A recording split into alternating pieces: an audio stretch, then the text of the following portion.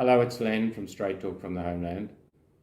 Today I'm going to talk about how visitors and even Armenians are endangering the homeland. It sounds crazy, I know, but we have the tourism committee busy talking about how many tourists are coming to Armenia, how much revenue that we're all going to get.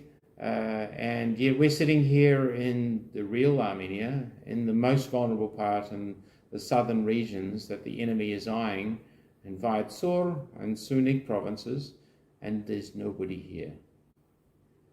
Those that travel here are basically on day trips, or very few are on individual tours, but hardly any revenue is coming to this part.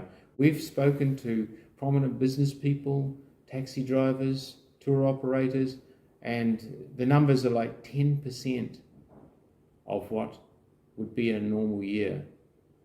So what's the net effect of that? You've got people without income, you've got the youth who want to then get a job, so obviously they have to travel to Yerevan for that, and that makes the depopulation of the villages even worse. And it means that the vulnerable area that everybody knows needs developing and protecting actually becomes more vulnerable because of the short-sighted attitudes. Not just by Armenians, we've got embassies here that issue advisories. Don't come within 30 kilometers of the borders, or even don't come to these provinces. You know, Armenia is a thin country. If you say don't come within 30 kilometers of the borders, you can't travel on any road in this part. So you're basically helping to kill this part of the country, and in doing so, ethnic cleansing of not just Artsakh, but also the southern provinces is a genuine possibility. I'm asking everybody who's listening to consider the implications of flying to Yerevan, spending a wonderful time in Yerevan, watching the dancing fountains and looking at the lights and going to restaurants and things like that, and neglecting to come, and by come I mean actually stay, to the rural heartland to support the actual part that is supporting Yerevan itself. How does Yerevan exist without power, without water, without food, without vital commodities that come from the rural areas? So I guess if the people in Yerevan want to be surrounded by the enemy, they should carry on doing this. It's upsetting. We came all the way from Australia to try and prevent, or at least message about this vital part of national security, that the greater emphasis and investment should be on the southern provinces, and yet now we're seeing in front of our eyes the people leaving, no jobs, the occupancy rates less than 10%.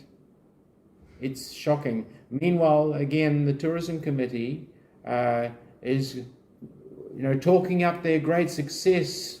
Well, I don't think it's got anything to do with the tourism committee, to be honest. They hold conferences about rural Armenia in Yerevan instead of holding it here in the rural part, with participation from rural business people like us. What to do? So my message is quite clear.